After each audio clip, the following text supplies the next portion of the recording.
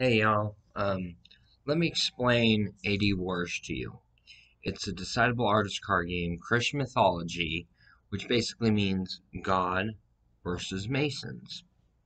Masons, this is not a direct target on you. Quite to the contrary. I'm proving that Masons are just as powerful as God is. Being all-seeing eye triangle, I don't know if family's coming through. That kind of call. Um, Being as I'm Illuminati, I am bold about being Illuminati. I'm not afraid to say it.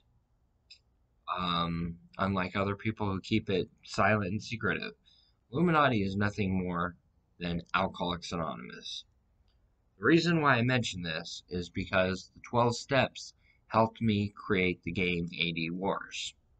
Okay, so let's start off with the beginning of the game. You're going to construct a 52 card deck. The rules to slightly change. 52 card deck.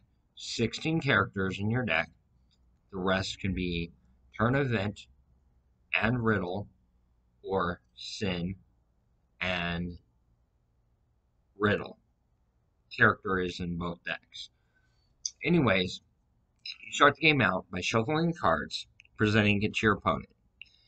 You each cut each other's deck. You draw 4 cards right off the get-go. Move into your knowledge step. That is your draw. So you draw 2 cards. You then lead it into the first phase. You are able to play 3 cards from your hand face down and 1 character. Your character is your resources. I'll have a number in the circle off to the left, or a number left center, or a triangle down to the bottom right. You add both numbers together to come up with your currency.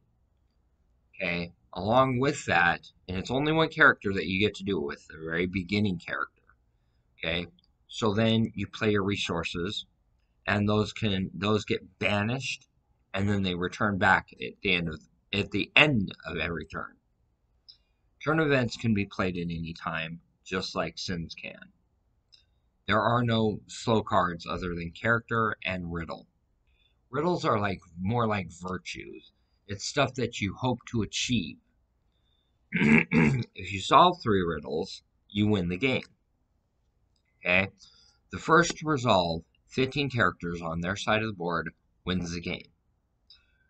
Moving into barter trade. You're going to take all your characters, set them aside, and add up every number on the card, the circle and the triangle. And then your opponent does the same thing. Whoever has the lowest total gets all the opponent's characters on their side. So it's constantly a back and forth, back and forth, back and forth until one player ends up with 15 characters. The game is over. Sin cards have a cost, and their cost is the center circle to the left. That's how much a sin costs. Okay? It is made. The game was made to be broken. It wasn't meant as a fun, intellectual game. It was meant to be broken. Okay? Proving how powerful God and Masons can be. And you pit them in a pit against each other, and you got like Peacemaker's Temple is a card. You got Genin of the End, which is a card. You got Lilith the Succubus. Okay, now the combo with her is Judah the Perishable, Lilith the Succubus, Name No and Enforcer. The Banish Zone and the Burn Pile are the same zone, 2 different areas. So Judah the Perishable, or Judah the Unperishable, reads no character can be banished. Okay, Name No Enforcer comes into play for free. It does not produce anything, and you burn a character and I think something like your opponent burns a character. So when Lilith of the Succubus comes into play, you make the opponent take the top card of their deck and put it in their burn pile. So the key is you drop Judah the Perishable, you drop Name No One Enforcer, you drop Lilith of the Succubus, chain gun Lilith of the Succubus to the Name No One Enforcer, and you hit the auto win right there because you deck out every opponent. It's like an ultimate, there could be 1,000 players at the table. The second that you hit that combo, boom, you wipe everybody out in a single main phase. Okay.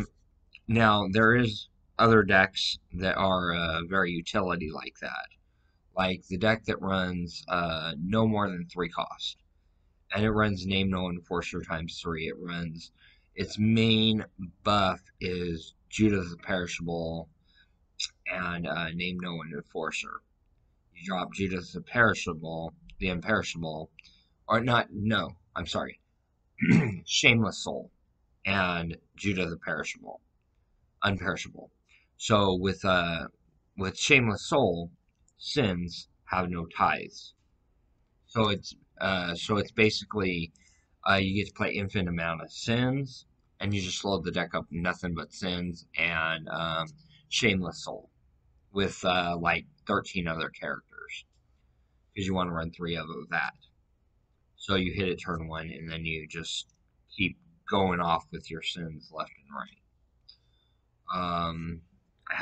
I have both decks built, um, and they're very efficient, in my opinion.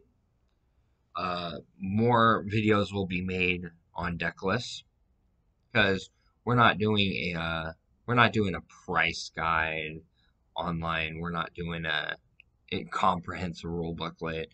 No, you watch my videos and you learn how to play the game.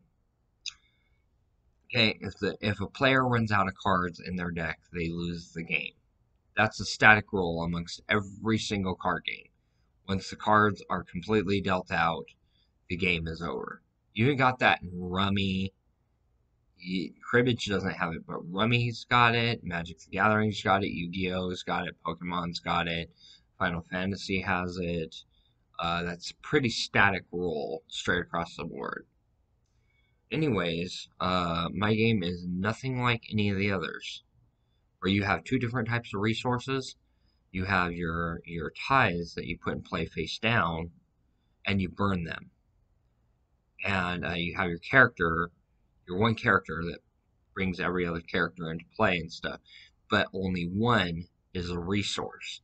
The rest of your characters are just there as the barter trade.